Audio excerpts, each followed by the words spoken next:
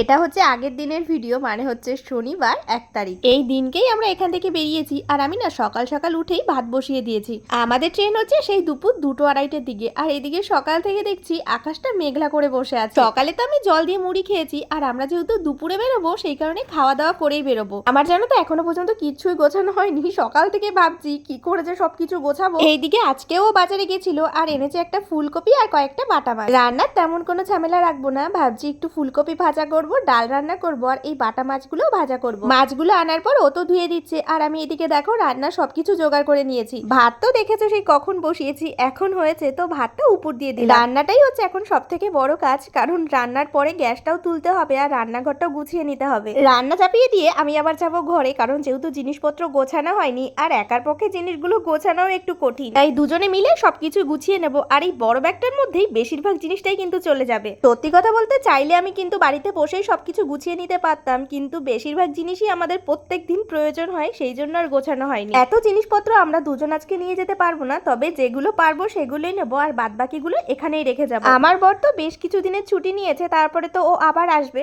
তখন এসে মাঝে মধ্যে যখন বাড়ি যাবে তখন একটা দুটো করে জিনিস নিয়ে যাবে। সেই সকাল থেকে এত গোছাচ্ছি, যতই গোছাচ্ছি জিনিস যেন আর শেষ হচ্ছে না। কাজ করতে করতে দুজনে আবার বড্ড হাঁপিয়ে গেছি, তারপরে রান্নাঘরে এসেছি একটু খাওয়া দাওয়া করার জন্য। ঘরে তো খাবার নিয়ে যাওয়াই যাবে না, তাই এখানে বসেই খাচ্ছিলাম। এখন বাজে ওই 11:30টার মতন, এখন ভাত খেলে হয়তো দুপুরে আর খিদেই লাগবে না। তবে আমি নিজের জন্য অল্প কয়েকটা ভাত রেখে দিয়েছিলাম, বেরোনোর আগে আগে খেয়ে নেব। এরপর থালা বাসন মেজে গ্যাসের ওভেনটাও পরিষ্কার করে নিয়েছি, আর ওভেনটা খুলেও নিয়েছিলাম। দেখো চলে যাব ঠিকই, তবে এতদিন যেখানে ছিলাম সেই জায়গাটা তোমার পরিষ্কার করে রেখে যেতেই হবে। যতই এটা আমার না হোক, এতদিন তো নিজেরই ভেবেছি, তো যাওয়ার আগে রান্নাঘরটাও ভালো করে পরিষ্কার করে রেখে গেছি। তারপরে বাদ বাকি কাজগুলো সেরে আমি একেবারে স্নান করে নিয়ে দেখো রেডি হয়ে নিয়েছি। এই যে যাওয়ার আগে আমি ভাতটা খেয়ে নিচ্ছি, আর আমি এখন জল দিয়েই ভাতটা খেয়েছি, কারণ আমার এখন একদম খেতে ইচ্ছা করছে না, তবে আমার একটা ওষুধ খেতে হবে। এই দেখো আমাদের সব ব্যাগপত্র কিন্তু রেডি হয়ে গেছে। এরপর টোটোতে করে চলে গেছিলাম স্টেশনে, তখন আর কোনো ভিডিও করা হয়নি। এত ব্যাগপত্র নিয়ে কি আর ভিডিও করা যায়, তাও মাঝে মধ্যে একটু করেছি। এই যে আমরা উখড়া স্টেশনে বসে আছি ট্রেনের জন্য, তো দেখো কিছুক্ষণের মধ্যে আবার ট্রেনও চলে এসেছে। এখান থেকে দুর্গাপুর যেতে যেতে উড়ে বাপরে কি পরিমাণে যে ভিড়। আমরা এখান থেকে সোজা গিয়ে বর্ধমানে নামবো।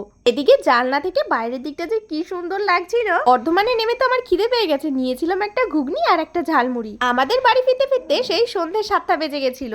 বাড়ি এসে ফ্রেশ হওয়ার পর কিছু খাওয়া দাওয়া করে তারপরে বসেছিলাম, আর এদিকে ওকে দেওয়া হয়েছিল চা, ও তো চা খাচ্ছিল। আজকে তো সারা দিনটাই আমি এইভাবে কাটালাম। তাহলে ভিডিওটা কিন্তু এখানেই শেষ করছি।